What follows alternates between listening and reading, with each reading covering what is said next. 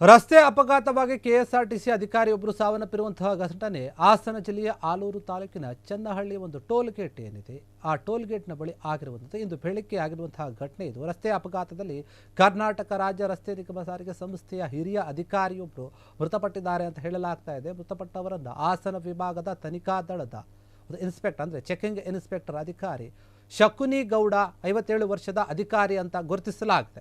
ಈ ಒಂದು ಘಟನೆಗೆ ಸಂಬಂಧಪಟ್ಟ ಹಾಗೆ ಇಂದು ಅಂದರೆ ಡಿಸೆಂಬರ್ 13ರಂದು ಶನಿವಾರದಂದು ಬೆಳಗ್ಗೆ 8 ಗಂಟೆ ಸುಮಾರಿಗೆ ಈ ಒಂದು ದುರಂತ ಘಟನೆ ಸಂಭವಿಸಿದೆ.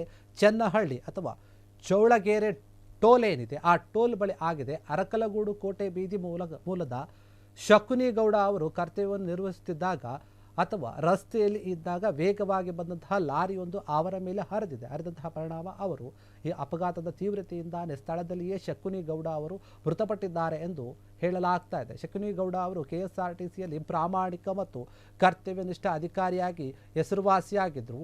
ಅವರ ಅಕಾಲಿಕ ಮರಣ ಈಗ ಸಾರಿಗೆ ಇಲಾಖೆಯ ಸಿಬ್ಬಂದಿ ಹಾಗೂ ಅವರ ಕುಟುಂಬಸ್ಥರ ಸದಸ್ಯರಲ್ಲಿ ತೀವ್ರ ಶೋಧವನ್ನು ಉಂಟು ಮಾಡಿದೆ.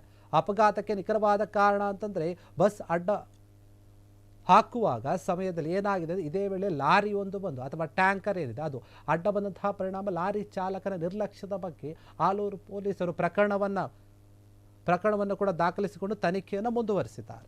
ಈ ಒಂದು ಘಟನೆಗೆ ಸಂಬಂಧಪಟ್ಟ ಹಾಗೆ ಇಂದು ಅಂದರೆ ಡಿಸೆಂಬರ್ 13ರಂದು ಶನಿವಾರದಂದು ಬೆಳಗ್ಗೆ 8 ಗಂಟೆ ಸುಮಾರಿಗೆ ಈ ಒಂದು ದುರಂತ ಘಟನೆ ಸಂಭವಿಸಿದೆ.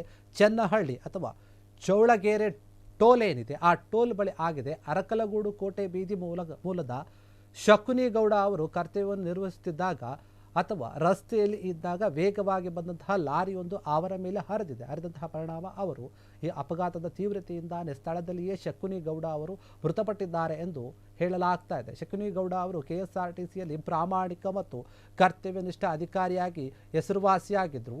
ಅವರ ಅಕಾಲಿಕ ಮರಣ ಈಗ ಸಾರಿಗೆ ಇಲಾಖೆಯ ಸಿಬ್ಬಂದಿ ಹಾಗೂ ಅವರ ಕುಟುಂಬಸ್ಥರ ಸದಸ್ಯರಲ್ಲಿ ತೀವ್ರ ಶೋಧವನ್ನು ಉಂಟು ಮಾಡಿದೆ. ಅಪಘಾತಕ್ಕೆ ನಿಖರವಾದ ಕಾರಣ ಅಂತಂದರೆ ಬಸ್ ಅಡ್ಡ ಹಾಕುವಾಗ ಸಮಯದಲ್ಲಿ ಏನಾಗಿದೆ, ಇದೇ ವೇಳೆ ಲಾರಿ ಒಂದು ಬಂದು ಅಥವಾ ಟ್ಯಾಂಕರ್ ಏನಿದೆ ಅದು ಅಡ್ಡ ಬಂದಂತಹ ಪರಿಣಾಮ ಲಾರಿ ಚಾಲಕನ ನಿರ್ಲಕ್ಷ್ಯದ ಬಗ್ಗೆ ಆಲೂರು ಪೊಲೀಸರು ಪ್ರಕರಣವನ್ನು ಕೂಡ ದಾಖಲಿಸಿಕೊಂಡು ತನಿಖೆಯನ್ನು ಮುಂದುವರಿಸಿದ್ದಾರೆ. ಕ್ಷಣ ಕ್ಷಣದ ಸುದ್ದಿಗಳಿಗಾಗಿ ಫ್ರೀಡಂ ಟಿವಿ ಸಬ್ಸ್ಕ್ರೈಬ್ ಮಾಡಿ, ಲೈಕ್ ಮಾಡಿ ಹಾಗೂ ಫಾಲೋ ಮಾಡಿ. ಹೊಸ ಸುದ್ದಿಗಳ ನೋಟಿಫಿಕೇಶನ್ಗಾಗಿ ಬೆಲ್ ಐಕಾನ್ ಮೇಲೆ ಕ್ಲಿಕ್ ಮಾಡಿ.